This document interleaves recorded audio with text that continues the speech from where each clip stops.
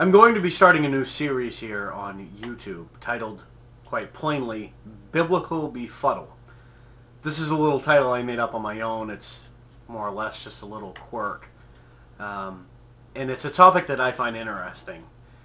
This series is going to examine some of the stories, the contradictions, and really why certain stories are told the way that they are. The first story I'd like to bring up is found in the Gospel of Matthew, specifically the entirety of chapter 2.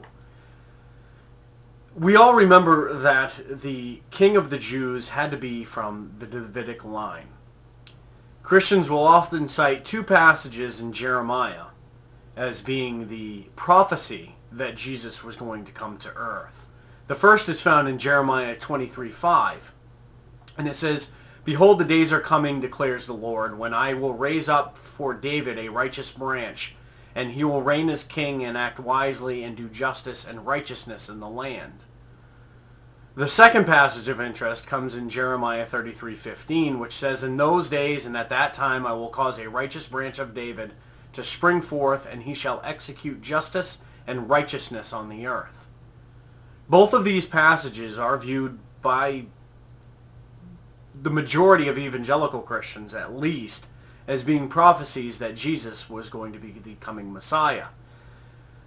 Now, let's take, for example, the story in chapter 2 of Matthew, where it talks about the Magi, King Herod, the star in the sky, and then Herod, tries so vehemently to destroy and kill Jesus because he's heard rumors about him, that he goes ahead and kills all children 2 years of age and under in Judea and the surrounding provinces. Herod was unsuccessful, but one of the foundational points made by the early pagans, and the arguments that the pagans used to make, the intelligent pagans, was that if Jesus was in fact the Son of God, born of a virgin, and we know of all these miracles that Jesus spoke about, walking on water, raising Lazarus from the dead, curing leprosy, making the blind having the ability to see, so on and so forth. They're never ending. But if Jesus was in fact the Son of God, why does God send an angel down to earth to communicate to Joseph, Mary, that they need to flee to Egypt, to go into hiding, until the angel tells them that it's okay to return?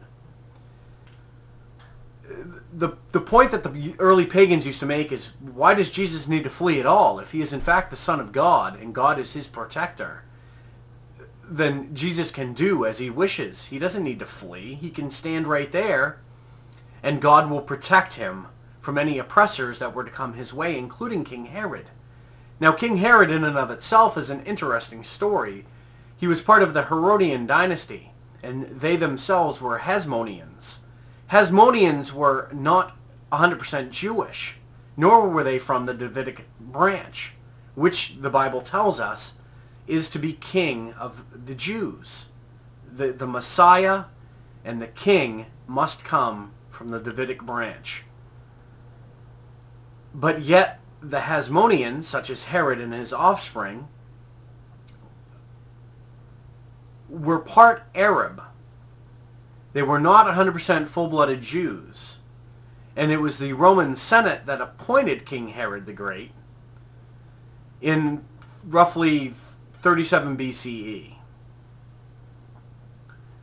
He reigned for 34 years, and he died in 4 BCE. And it is said that Jesus was born sometime around 5 BCE. So Jesus flees with his family to Egypt.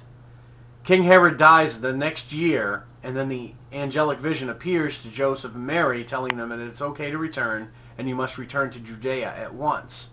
The point that I'm trying to make here is, why does Matthew find it so important to tell this story about Herod wanting to make sure that Jesus was dead? On face value, it makes sense, because Jesus, if you view the genealogy of him in Matthew, is from the Davidic line.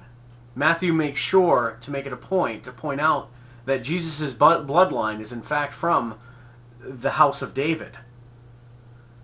So the Hasmoneans were always fearful of any Davidic Messiah or Jew that wanted to claim the kingdom, wanted to claim the kingship that Herod had held, as well as his offspring. The interesting point here that I'm trying to make is, why was Jesus never seated on the throne for the sole purpose of being king of the Jews? I know that it's claimed he's king of the Jews, for example, with the trial of with Pilate, but Jesus is never fulfills the fact that he was going to be the king. Why would Herod go through all that trouble to make sure that he would not be the king and unseat him? And Jesus never, in fact, becomes king. It just does not make sense. I understand the metaphorical meaning of, Jesus was king of the Jews and established his kingdom in heaven. I understand all of that. The point is if Jesus was an actual historical person, an entity, an actual being, the Bible doesn't portray that he became the physical king of Judea, of the Jews. He didn't challenge Herod or any of his offspring to become king. Yet the writer of Matthew just finds it so important to tell that side of the story. We're talking about the first century Judea and the Roman Empire. And the Jews hated the fact that the Herodians were puppet kings installed by the Roman Senate. They couldn't stand it because they were not 100% Jewish. They were part Arab. Therefore, they had no right to claim the king or to be a king. It was the Roman Senate that allowed them and afforded them the opportunity to become the king of the Jews. But yet, God, in all of his masterful plans, never makes it a point to place Jesus upon the kingdom and the throne of the Jews. Little food for thought.